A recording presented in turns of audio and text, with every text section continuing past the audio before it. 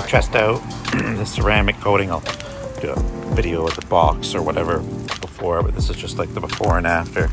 Now, I don't know if it's going to show up very well because it is kind of off-brighty kind of out here. So anyway, I'm going to give it a go, see how it looks.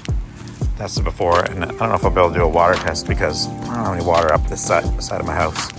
But anyway, we'll see how this goes. I'll give you a show at the end.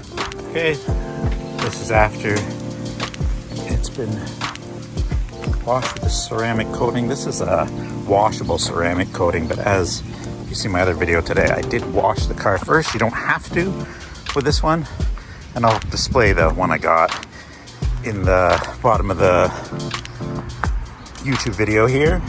But it looks pretty good. I think it looks extra shiny. I did the windows too, so that looks nice. This is what the kit comes with. So 2 towels, and then it's that shine armor wash shine protector.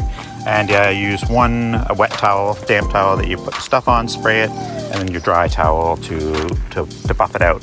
Buffed out really quick. It took me maybe 20 minutes, half hour to do the whole car. So we'll see how she holds up and how it looks after a little while.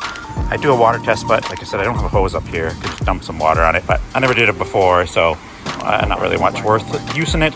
But I would say I like it. It was from Canadian Tire and it wasn't very expensive. I'll maybe put the price with the link below. Have a great day. Like and subscribe, and put any comments below if you have any questions. Bye.